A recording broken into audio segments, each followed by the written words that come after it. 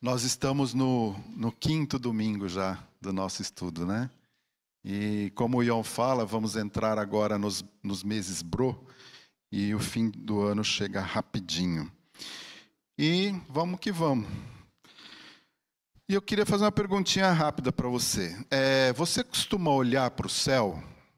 Sim, quando você viaja, né? São Paulo é uma cidade muito ruim para você olhar para o céu, por conta da luminosidade da cidade. Mas quando você vai para o campo, quando você vai para a praia, você costuma observar as estrelas, você olha o pôr do sol, né? Fotos do pôr do sol sempre fazem muito sucesso. Recentemente eu postei umas que eu tirei na Chapada dos Veadeiros, como essa, por exemplo. Então muita gente curtiu, né? Quem viu, curtiu, viu, Silvia? Né? Eu tenho uma coleção de pôres do sol, né? Até procurei no dicionário para você saber qual que era o plural de pôr do sol. E é pôres do sol. Tem gente que fala pôr dos sóis, né? Não é pôres do sol. Tem uma explicação gramatical para isso que não vem ao caso. Mas eu queria chamar a atenção de vocês, nesta manhã, para algumas coisas interessantes. Vamos começar vendo um vídeo aqui.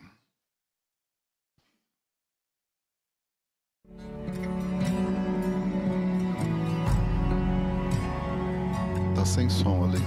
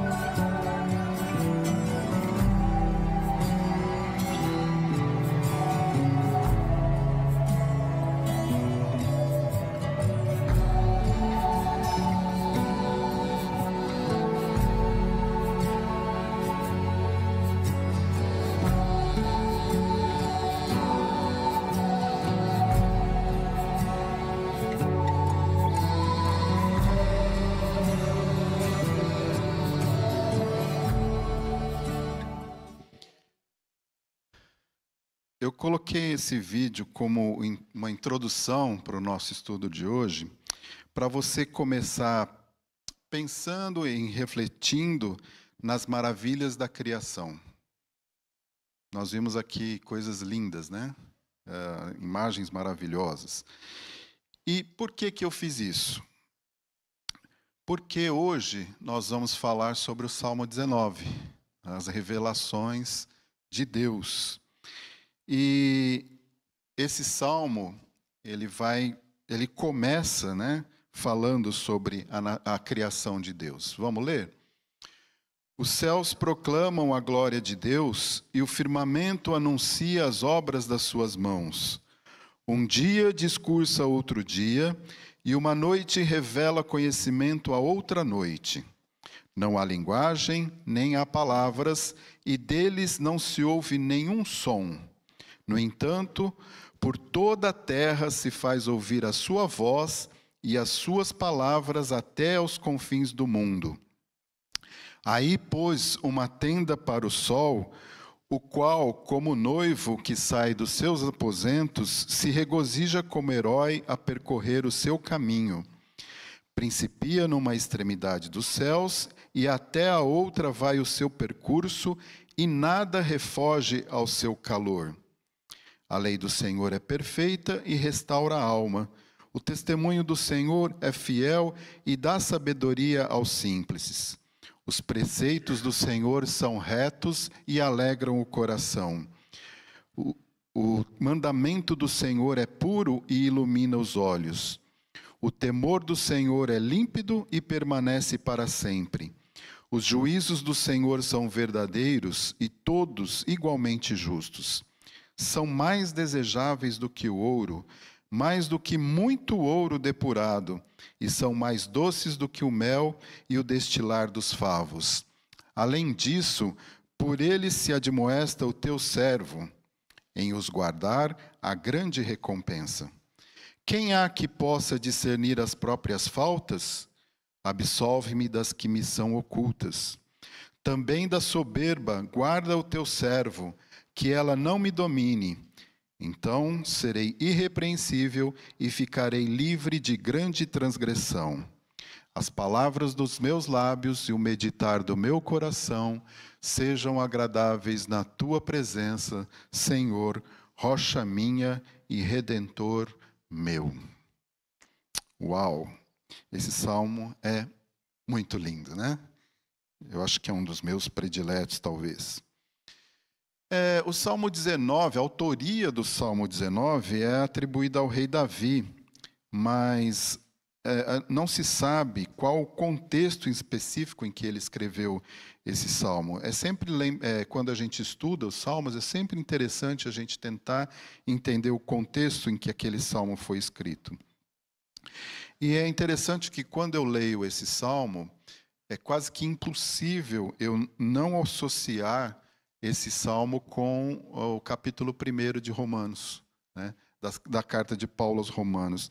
Porque eu tenho quase certeza que quando o apóstolo Paulo, obviamente inspirado pelo Espírito Santo, ele argumenta que os atributos de Deus são claramente reconhecidos e percebidos pelas coisas que foram criadas, eu tenho certeza que ele estava lembrando do Salmo 19.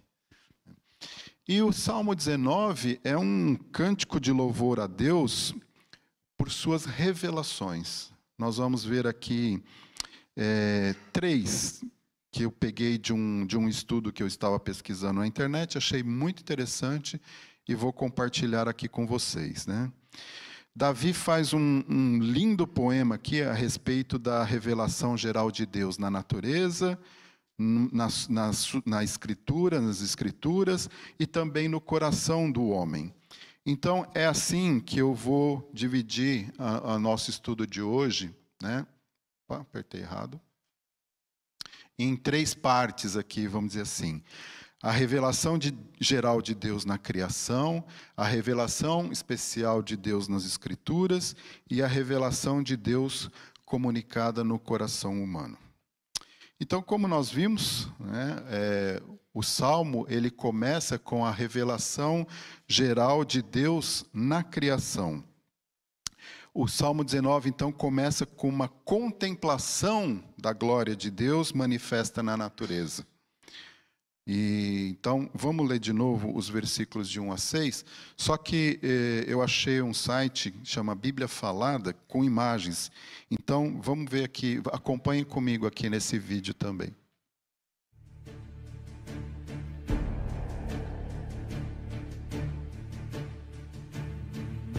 Os céus proclamam a glória de Deus, e o firmamento anuncia as obras de suas mãos. Um dia discursa a outro dia, e uma noite revela conhecimentos a outra noite. Não há linguagem, nem há palavras, e deles não se ouve nenhum som. No entanto, por toda a terra se faz ouvir a sua voz e as suas palavras até os confins do mundo. Aí pôs uma tenda para o sol, o qual, como noivo que sai dos seus aposentos, se regozija como herói a percorrer o seu caminho. Principia numa extremidade dos céus e até a outra vai o seu percurso, e nada refoge ao seu calor. Ficou mais bonito assim do que eu lendo, né, irmãos? Então tá bom.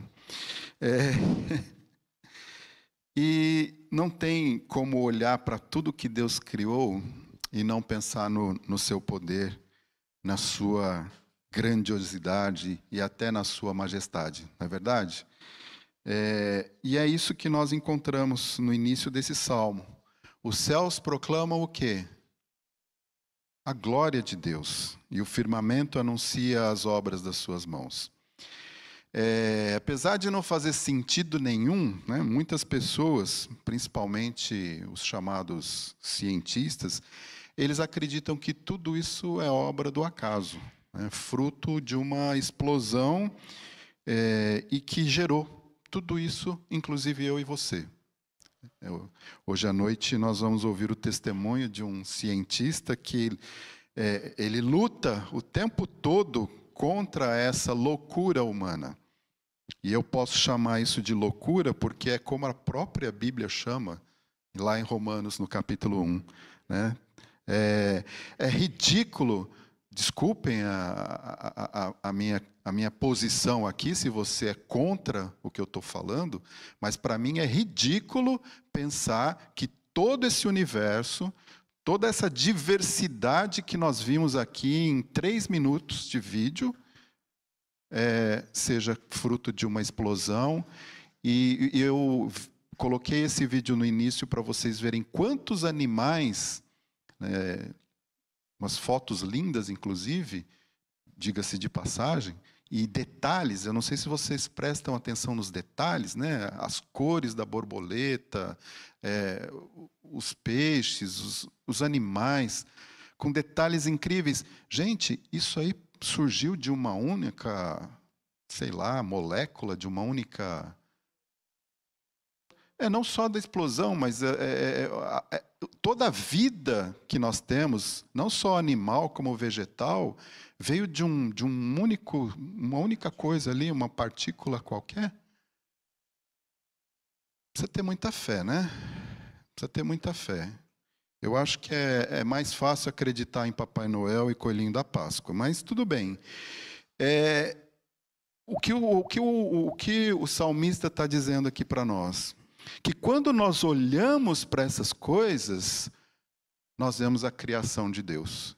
Nós vemos as obras que o Senhor criou, com majestade, com grandiosidade. E depois de falar sobre a glória e a manifestação de Deus na natureza, o salmista ele escreve: um dia discursa outro dia, e uma noite revela conhecimento a outra noite. Essa foto é minha também, viu, Silvio? Tá?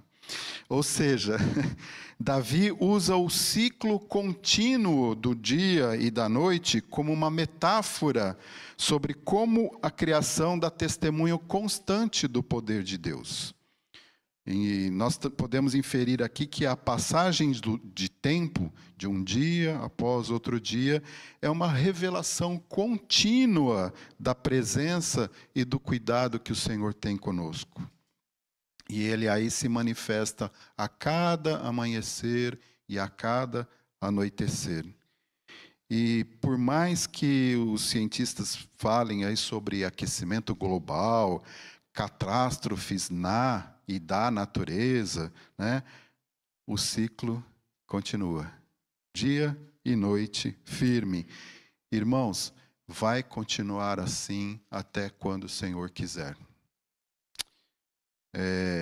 Vocês se lembram das promessas que ele fez para Noé?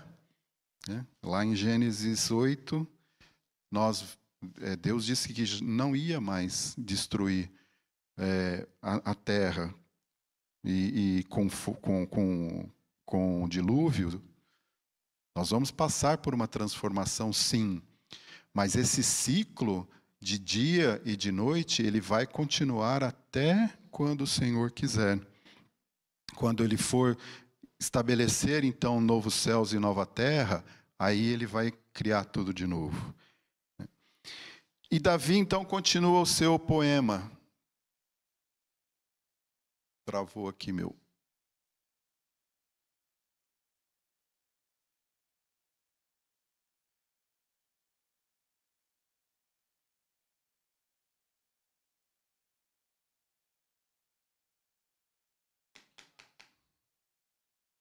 Tá. Foi. Então, Davi continua o seu poema assim: não há linguagem, nem há palavras, e deles não se ouve nenhum som. No entanto, por toda a terra se faz ouvir a sua voz e as suas palavras até aos confins do mundo. Aí pôs uma tenda para o sol, o qual, como o noivo que sai dos seus aposentos, se regozija como herói a percorrer o seu caminho. Principia numa extremidade dos céus e até a outra vai o seu percurso, e nada refoge ao seu calor. Então, embora a criação não fale com palavras ou som, a voz de Deus é ouvida até os confins do mundo, segundo Davi aqui. Obviamente, isso é um paradoxo, né? É uma contradição, que como que sem palavras ou sem som, isso é ouvido por nós. Mas é um paradoxo que trata a respeito de como a beleza e a complexidade do universo transmitem uma mensagem clara sobre os atributos de Deus. De novo, quando nós olhamos o que Deus criou, né? Isso, quando nós vemos a grandiosidade do universo, tudo isso é testemunha silenciosa, mas é testemunha do poder e da grandeza do nosso Deus. Concordam comigo?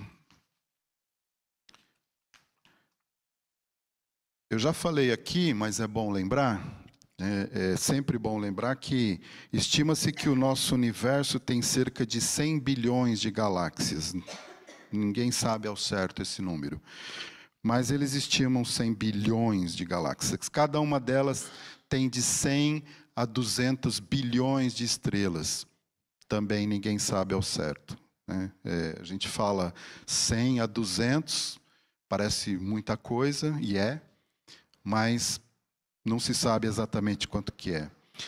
Mas sendo conservador, se nós pegarmos aí os menores números, nós teríamos um total de 10 sextilhões de estrelas. Para vocês terem uma ideia, isso é um número 1 seguido de 22 zeros. É algo muito grande. E lá no Salmo 147:5 diz que Deus chama cada uma delas pelo nome. Só a nossa galáxia, essa Via Láctea que nós estamos aqui, estima-se também que ela deve ter de 200 a 400 bilhões de estrelas. De novo, não se sabe exatamente quantas, então eles chutam esses números aí. Só que a galáxia, dessa pontinha até aquela lá, que vocês estão vendo aqui, nesse espiral, ela tem 100 mil anos-luz de diâmetro. Isso é um número também muito grande, né? Lembrando que um ano-luz equivale a 10 trilhões de quilômetros.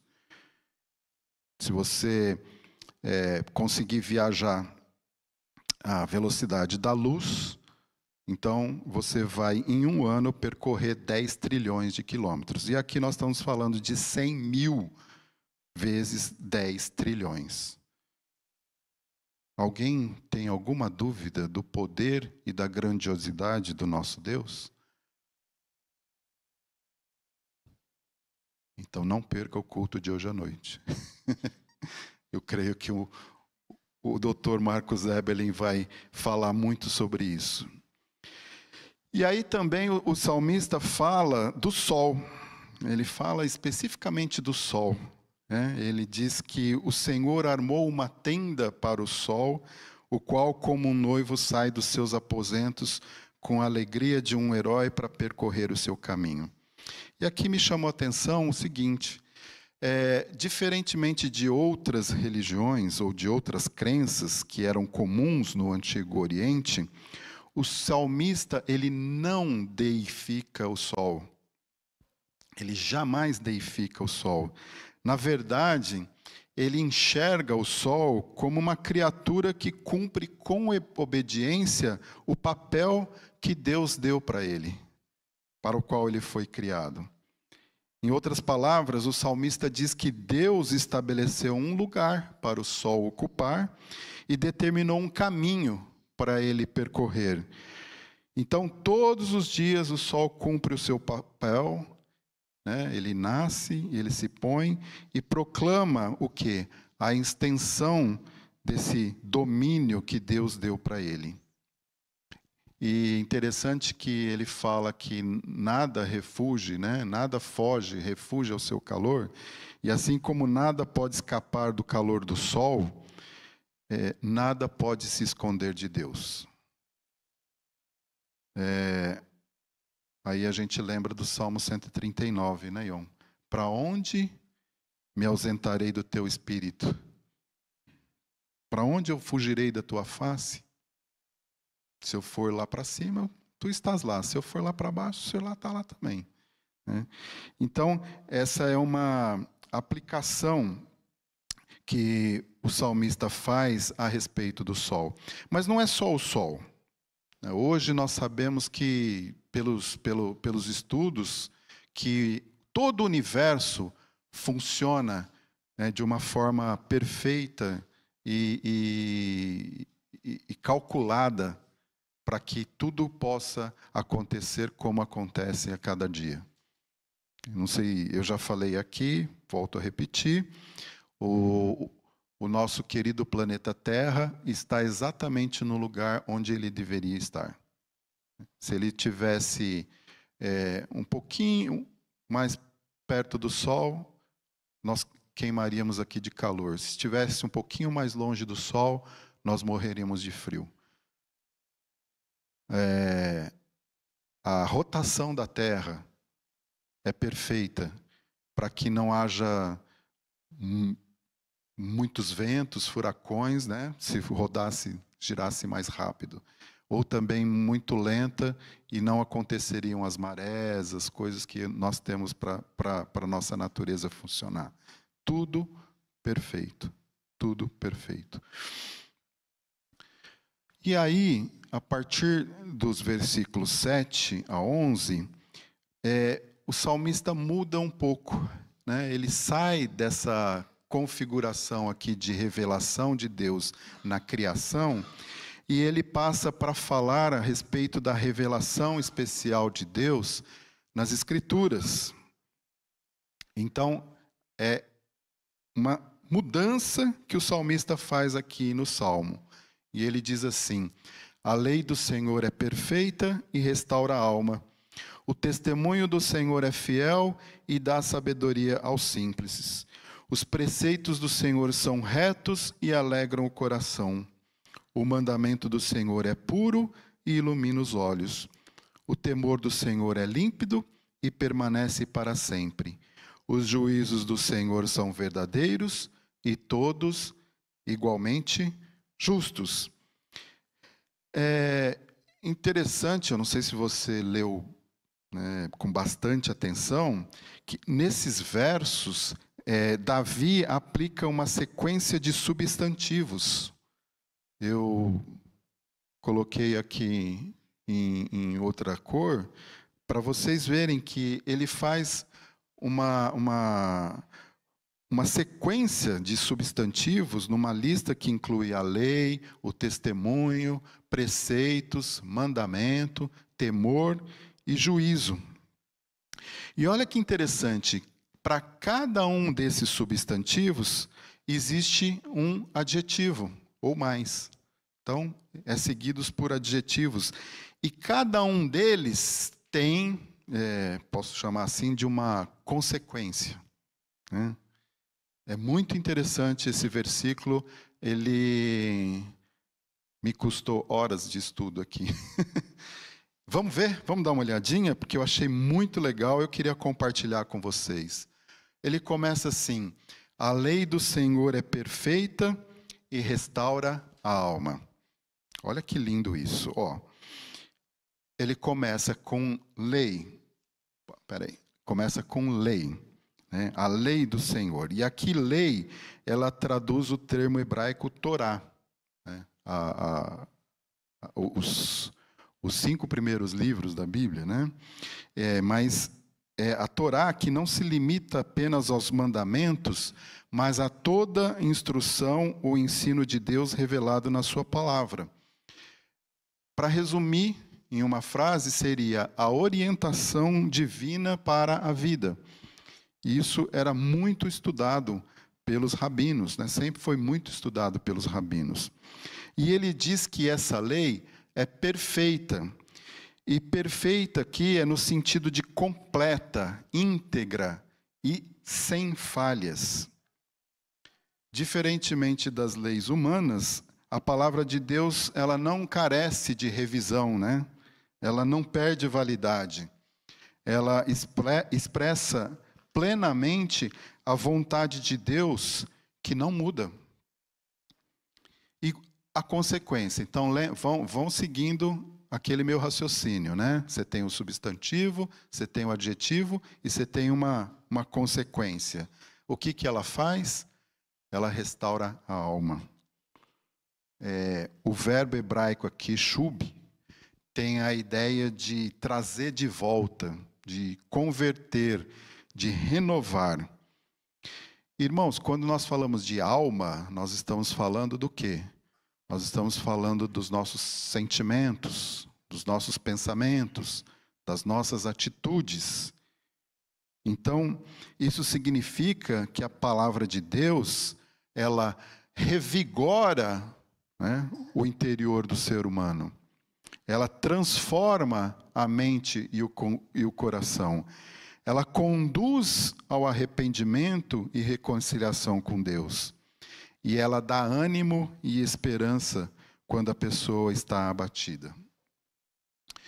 Portanto, irmãos, o versículo afirma que a instrução de Deus, ela tem poder para restaurar a vida interior do homem, trazendo renovação espiritual, direção e força. O salmista está dizendo aqui que a palavra de Deus ela é perfeita, porque ela não apenas orienta, mas ela também cura, ela também renova, e ela vivifica a alma daquele que a recebe com fé e obediência. Deu para entender? E aí no versículo 7, ele diz assim: o testemunho do Senhor é fiel e dá sabedoria aos simples. Então vamos lá. O testemunho aqui se refere às declarações e instruções de Deus. Aquilo que Deus dá como testemunho de quem Ele é e de como nós devemos viver. E é a revelação divina que mostra a verdade de Deus e a verdade sobre nós. E o testemunho do Senhor é fiel. Fiel aqui significa confiável, digno de crédito, firme, verdadeiro. É isso que significa a palavra fiel aqui. E qual é a consequência disso? Da sabedoria. Da sabedoria aos simples. Simples aqui não é de uma ideia negativa, tá? Mas é de alguém que precisa de orientação. Esse é o sentido aqui da palavra simples, ou petit, no hebraico. Então, a palavra de Deus, ela dá discernimento, entendimento e sabedoria prática. E isso tudo para que a pessoa possa viver de forma correta diante de Deus. E diante dos homens também, né? Fala, Tiago. Tem um microfone aí ou o Maurício está levando? Pergunta fácil, por favor, tá?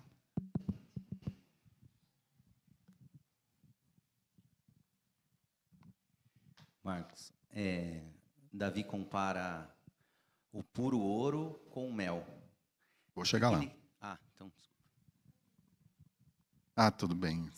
Não, eu ia perguntar sobre isso, que no texto ele compara o puro ouro com o mel, e o que ele quer ensinar isso com a gente entre prazer e valor. Vou chegar lá, tá? A gente está indo versículo por versículo, chegaremos lá. Então, resumindo aqui, o salmista está dizendo que a revelação de Deus, ela é totalmente confiável. E mesmo aquelas pessoas simples e sem instruções, quando elas acolhem a palavra de Deus, isso se torna sabedoria e verdade para elas, para que elas possam viver de forma justa e sábia. Isso mostra para nós que a sabedoria de Deus não depende de diploma, viu, irmão? Não depende de mestrado, doutorado, mas depende de ouvir e obedecer a palavra de Deus. Obedecer a voz de Deus. E continuando, os preceitos do Senhor são retos e alegram o coração. Preceito aqui tem essa ideia de ordens detalhadas de Deus, que orientam minuciosamente a nossa vida diária. Não são só os grandes mandamentos, mas as diretrizes que cuidam do nosso caminho. E o que são esses preceitos que ele diz? São retos. Yesharim, que significa direitos de reto, de alinhado. O sentido aqui é que os preceitos, eles traçam um caminho reto, sem curvas enganosas, né? São como uma linha de prumo que alinha o nosso caráter ao caráter de Deus e nos mantém no rumo certo. Tem uma consequência também. O que os preceitos que são retos ocasionam? Alegram o coração. Fazem o coração exultar. E por que essa obediência gera alegria? Porque ela gera segurança. Quando nós andamos num caminho reto, isso nos tira a incerteza e o medo. Nós sabemos exatamente para onde nós estamos indo. Também gera consciência limpa. A obediência, ela reduz a culpa e a ansiedade, porque nós sabemos que nós estamos caminhando nos preceitos do Senhor. E os preceitos nos conduzem ao que é bom para o nosso bem. Vai fazer bem para a gente, então nós vamos nos alegrar. E ainda traz comunhão. Comunhão, porque obedecer a Deus nos aproxima dele. Vocês se lembram lá de Isaías? Os seus pecados te afastam de Deus. Os nossos pecados nos afastam de Deus. E quando nós obedecemos a Deus, nós temos uma comunhão maior com Deus. E quando nós temos uma comunhão maior com Deus, isso é uma fonte de alegria para as nossas vidas. Pode ter certeza disso. Aí eu pus uma frase aqui assim: os preceitos de Deus são confiáveis e alinhados à verdade. E quando os praticamos, experimentamos a alegria profunda, não superficial, a satisfação de andar no caminho certo diante de Deus. E aí eu queria abrir um parênteses para trazer um desafio prático aqui para vocês. Pensem comigo aqui. Escolha hoje, pode ser amanhã, um preceito claro. Por exemplo, honestidade no agir, palavras boas, que mais? Generosidade, pureza nos pensamentos. Escolha aí um desafio, um preceito e pratique-o intencionalmente. E aí você vai observar como essa retidão vai te trazer leveza e alegria no coração. Combinado? Então vamos lá, continuando então. Aquele reloginho que você comprou lá, Ferreira, acho que ele está desregulado. Que ele está, parece que mais rápido do que o normal.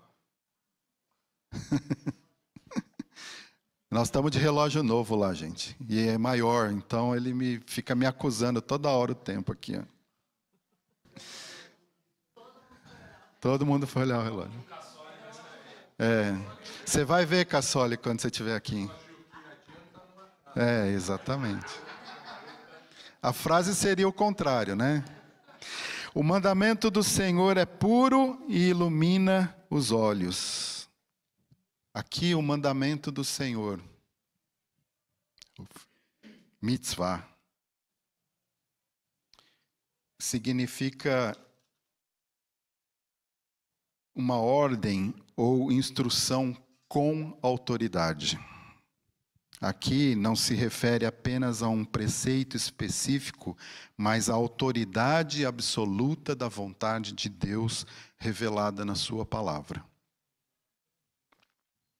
Esse é o significado aqui da palavra mandamento, mitzvah. E qual é o adjetivo? É puro, isso, pureza, certo? Isso significa que ele é limpo, ele é claro, ele é transparente, não tem mistura, não foi batizado. Tem gente que batiza, né? Batizar no sentido de corromper, de misturar, mas não, ele é puro. E a ideia é de alguma coisa sem engano, sem sujeira, sem sombra de erro. E aí, diferente de ordens humanas, que podem inclusive ser injustas ou tendenciosas, como a gente está vendo, o mandamento de Deus, ele é perfeito em clareza e integridade. Olha que legal. E qual a consequência? Ele ilumina os olhos. Ele traz luz aos olhos, ele dá brilho e clareza. E aqui pode ter dois sentidos complementares, né?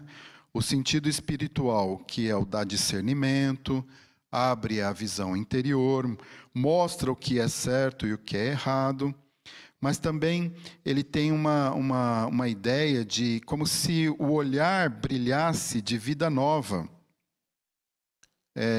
Seria uma vitalidade na vida da pessoa, como se aquela pessoa que está lá, de olhos apagados, de quem está desanimado ou perdido, né, tem essa vitalidade refeita na sua vida através dos mandamentos do Senhor, ou o mandamento do Senhor aqui.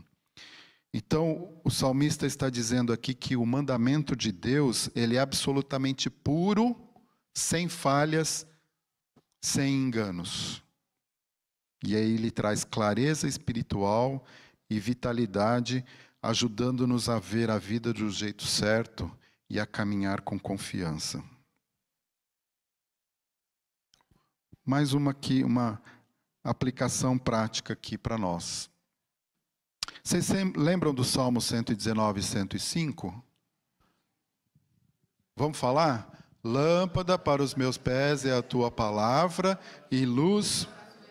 Então isso aqui, né, transformando tudo que eu falei aqui sobre mandamento, né, é como acender uma vela, uma lanterna, né, num quarto escuro. De repente tudo fica visível e aí nós podemos andar com segurança. Você já tentou andar num quarto totalmente escuro, mesmo você conhecendo o teu quarto lá, quando está tudo apagado, as janelas fechadas, tal, você tem que ir tateando, mas bastou uma luzinha acesa, você já enxerga e já consegue entender tudo o que está acontecendo. Então, quando nós obedecemos aos mandamentos de Deus, a nossa visão da vida muda. Por quê? Porque nós vemos o pecado como ele realmente é, nós enxergamos os perigos do caminho. Nós temos certeza por onde nós estamos indo. E nós reconhecemos a beleza da santidade de Deus. E encontramos esperança, mesmo em meio à escuridão. Lâmpada para os meus pés é a tua palavra e luz para os meus caminhos. Nós já falamos sobre isso aqui. A luz ilumina. Quando nós estamos no Senhor Jesus, que é a nossa luz, nós estamos com o caminho bem visível. E a nossa visão da vida muda, porque ela nos traz clareza, ela nos traz entendimento.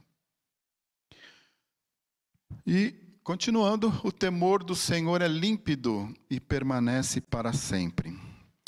O temor do Senhor aqui significa, quando a gente fala de temor de Deus, temor, às vezes as pessoas pensam em medo, né? Elas associam temor com medo. Mas aqui a palavra temor não é medo no sentido de pavor, né? Mas é de reverência, de respeito e de obediência. Então, a atitude de reconhecer a grandeza, a santidade e a autoridade de Deus, nos levando então a nos submetermos à sua vontade, mas a sua vontade é nos submetermos voluntariamente à sua vontade.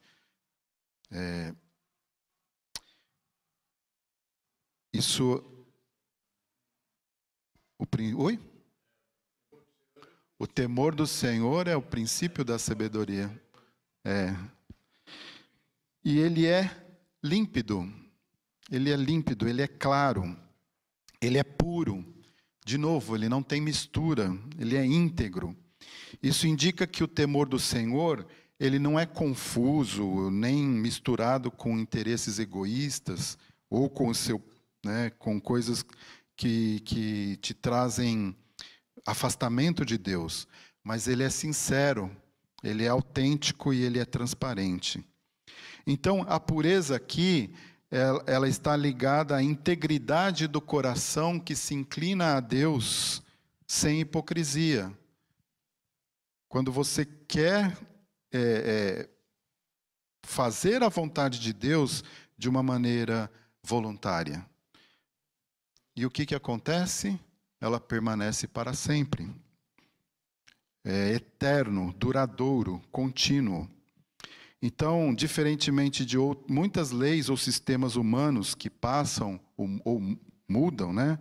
O temor reverente a Deus, ele é duradouro. E ele produz frutos eternos na vida da pessoa. Isso nos leva a pensarmos que o temor do Senhor, ela é a base da vida espiritual autêntica. É aquilo que nós lemos lá em Provérbios. O temor do Senhor é o princípio da sabedoria. Ele é puro, ele é sincero, ele não passa com o tempo, ele tem valor eterno, ele sustenta a caminhada de fé, ele nos dá segurança, ele nos dá direção e ele nos dá estabilidade nas nossas vidas diante de Deus. Vamos aplicar isso? Muito bonito, mas vamos aplicar? Primeiro, cultivar o temor do Senhor é mais que obedecer regras. É um coração reverente e íntegro diante de Deus. Deixar alguns segundos para vocês pensarem. Cultivar o temor do Senhor é mais que obedecer regras. É um coração reverente e íntegro diante de Deus. Esse temor nos protege da arrogância, guia as nossas escolhas e nos mantém firmes, mesmo em tempos de mudança ou dificuldade. Vamos ler de novo? Esse temor nos protege de arrogância, guia nossas escolhas e nos mantém firmes, mesmo em tempos de mudança ou dificuldade. Querem um exemplo? Quando eu preciso, o Espírito Santo sempre me lembra do Salmo 37. Entrega o teu caminho ao Senhor, confia nele, e o mais ele fará. De vez em quando eu me lembro do Salmo 23, o Senhor é meu pastor e ele não me faltará. Romanos 8, somos mais que vencedores. Essa é a palavra de Deus, que está no nosso coração, que nos guia, que nos protege, que nos dá firmeza. E os juízos do Senhor são verdadeiros e todos igualmente justos.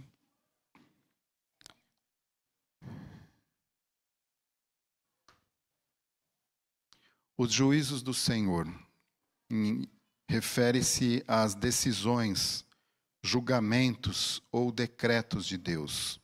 Isso aqui inclui tanto as suas leis, os seus mandamentos, as suas instruções, mas também a execução justa da sua vontade, garantindo ordem e retidão no universo e na vida humana. Tudo isso dentro dessa palavrinha aqui. E o que esses juízos são? Mentirosos? São verdadeiros. Significa que as determinações de Deus são plenamente fiéis, confiáveis e sem engano. Então, diferentemente, de novo, da justiça humana, que pode falhar, que pode ser parcial, a justiça divina nunca erra e nunca se engana. Ela é sempre confiável e ela sempre vai ser justa.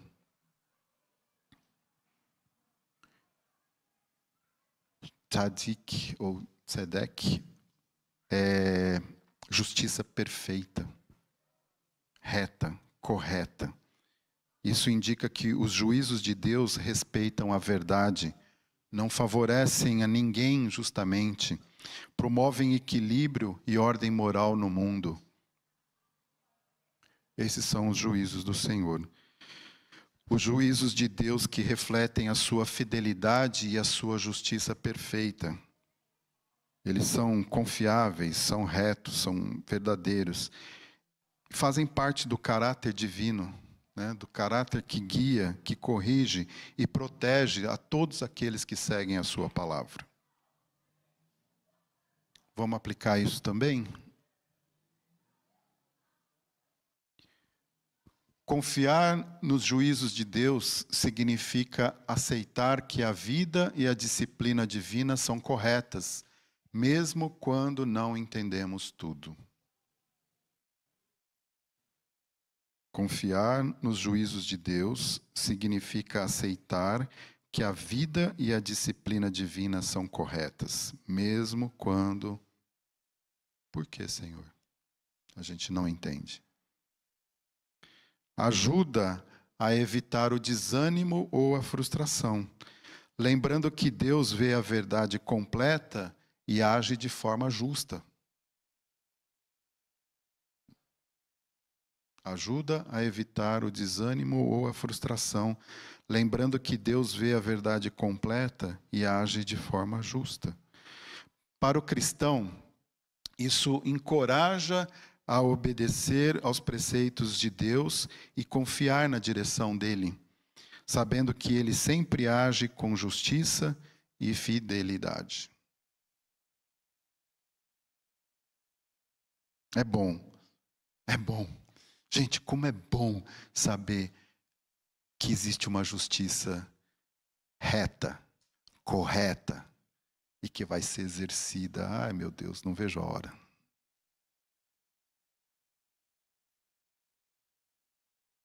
Vai ter gente que vai chorar. E aí, irmão, só para curiosidade, não precisam se preocupar com esse slide, eu pedi para a IA colocar isso, tudo que eu falei aqui para vocês, numa planilha, resumidamente assim, porque você consegue enxergar tudo que eu falei aqui. Tá? Se alguém quiser aí, quem está tirando foto, depois eu posso mandar sem problema nenhum. Tá bom? Tem um monte de foto aí, mas é isso. Depois também, quem quiser rever no YouTube lá, pode tirar uma foto da TV também, tá certo? Né? Mas o texto continua, então, Mr. Tiago, são mais desejáveis do que ouro. Tudo isso que nós falamos, são mais desejáveis do que o ouro, mais do que muito ouro depurado, e são mais doces do que o mel e o destilar dos favos. Além disso, por eles se admoesta o teu servo, em os guardar. A grande recompensa. Então, gente, após colocar tudo isso, né, que eu pus aqui, após tudo isso, o salmista diz que tudo isso, Tiago, tem um valor incomparável. Ele supera todas as riquezas de ouro, todas as delícias como mel. Então ele usa o ouro e o mel aqui como uma metáfora para mostrando uma coisa muito valiosa e uma coisa muito gostosa. Pode ser que tenha alguém que não goste de mel, mas é algo doce, muito bom. Inclusive faz muito bem para a saúde. E o salmista está dizendo aqui que tudo isso tem um valor muito, mas muito superior a todas as riquezas e a todas as delícias da vida. Certo? Respondi? E quem guarda os mandamentos e os preceitos de Deus, de quebra leva o quê? Recompensas espirituais. Recompensas espirituais. Irmãos, eu vou te desafiar aqui. Obedeça aos mandamentos, né? Obedeça à voz de Deus. Eu tenho certeza que você vai receber grandes recompensas espirituais. Amém? Vocês estão dormindo, né? Mas tudo bem. Na terceira e última parte, indo para o final, nós vemos que o salmista ele se volta para uma introspecção pessoal, né? Ele vai fazer uma oração aqui, e uma oração de reflexão. E isso é muito importante para nós. Então ele mostra aqui a revelação de Deus comunicada no coração humano. E aí ele coloca assim: quem há que possa discernir as próprias faltas? Ou absolve-me das que me são ocultas. Também da soberba guarda o teu servo, que ela não me domine. Então serei irrepreensível e ficarei livre de grande transgressão. Então, como eu falei nos versículos finais aqui, o salmista ele se volta para a introspecção e para uma súplica pessoal. Ele reconhece a sua própria falibilidade, a sua dificuldade de discernir os erros. Isso quer dizer que o salmista sabe que ele viola os ensinos de Deus. E isso tanto de forma consciente como inconsciente, não é? Então ele ora para que Deus o perdoe e proteja de seus pecados intencionais, mas também daqueles que ele nem mesmo percebe ter cometido. E às vezes acontece conosco, né? Como a gente peca e nem percebe. E aqui ele faz essa oração, então: mostra para mim e me guarda, Senhor, das soberba, que ela não me domine. E aí sim eu vou ser irrepreensível e ficarei livre de grande transgressão. E então Davi aqui ele expressa o seu desejo de ser irrepreensível. Mas ele tem ciência de que isso somente é possível através da total dependência da graça de Deus.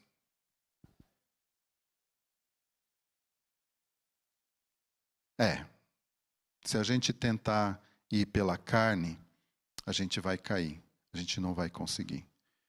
Então tem que ser pelo Espírito, irmãos. Como diz lá na palavra de Deus, enchei-vos do Espírito. As coisas só serão possíveis, tudo isso que nós lemos aqui, de obedecermos, de ouvirmos a palavra de Deus, só será possível se nós nos enchermos do Espírito. Se nós tivermos uma comunhão espiritual com Deus de uma forma correta. E Davi encerra o Salmo com uma oração final. Vamos ler todo mundo? As palavras dos meus lábios e o meditar do meu coração sejam na tua presença, Senhor, rocha minha e redentor meu. E quando eu ouço, a metáfora aqui de rocha, de quem que eu me lembro? Do Senhor Jesus. Então, mais uma vez aqui no Salmo 19, nós temos a referência ao Senhor Jesus. Porque Ele é a nossa rocha, Ele é o rochedo, Ele é o nosso Redentor. É muito legal esse final do salmista aqui, de Davi, mostrando que o Senhor Jesus é a nossa rocha e é o nosso Redentor. Amém? Muito bom. Como eu tenho feito normalmente, e para a gente terminar, já deu o primeiro sino, queria agora, vocês dormiram o tempo todo na aula, eu percebi, mas eu quero saber o que vocês aprenderam aqui hoje. Eu quero que vocês me falem o que vocês aprenderam. O Maurício está com o microfone ali. Se ninguém falar, eu escolho. Se não tiver nenhum voluntário aí, eu escolho. Deixa eu ver quem estava dormindo bastante aqui. O Jonas foi corajoso.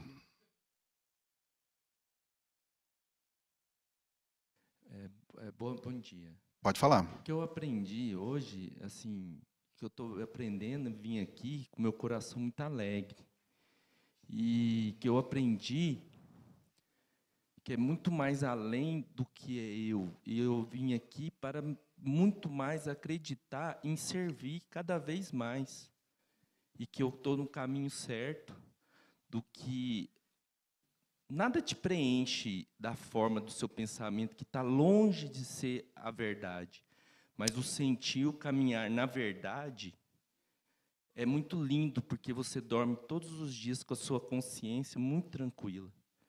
E então, assim, isso para mim está muito claro, que eu vim assim ser muito agraciado pela minha vida. E é uma emoção muito grande você sentir o tempo inteiro a presença dele em você. E Amém. Você manifestar as coisas que ele está aqui, e é muito bom. Quero te agradecer pelas suas palavras, assim, da sua essência, que deixou muito claro essa sua divisão de direção, de rocha, de princípio, de mandamentos, que ainda estava muito vago nas minhas ideias, e essas definições você colocando na palavra, e você dissociar um pouco da mente e sentir isso e viver, e não basta só entender, e sim viver. Isso mesmo. E através disso, desse caminhar, as coisas vão acontecendo, os milagres o tempo inteiro. Então eu oro pelo Senhor, pela igreja, que cada dia que passa me torna uma pessoa muito melhor, porque eu sou melhor, porque eu sinto e eu estou vivendo muito mais a presença dele. Muito obrigado. Amém. Então fica aqui o desafio de viver tudo isso que a gente aprendeu aqui, né? Derlene, só para terminar, já vai tocar o segundo sim. Resumindo, né? Os mandamentos do Senhor são perfeitos para nós. A gente tem que estar sempre atentos em cumprir esses mandamentos. Nós somos falhos, imperfeitos, mas procurar sempre obedecer à voz do Senhor nas nossas vidas, mais ou menos resumindo, né? E não temer o Senhor, mas por medo, mas como reverência, como você falou, né? E esperar sempre que o Senhor tem o melhor para nós, né? Amém. Amém. Amém. A Célia quer falar? A Célia não quer falar, gente. Ela só quer ler um versículo.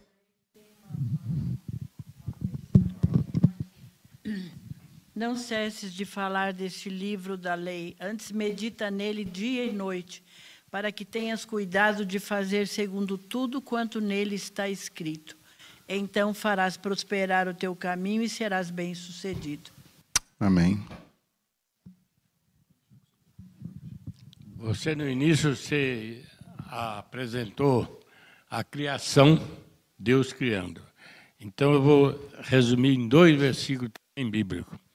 Hebreus 1. Havendo Deus outrora falado muitas vezes e de muitas maneiras aos pais, pelos profetas, nesses últimos dias nos falou pelo Filho, a quem constituiu herdeiro de todas as coisas, pela qual fez o universo. Deus fazendo o universo. Agora, a pessoa dele.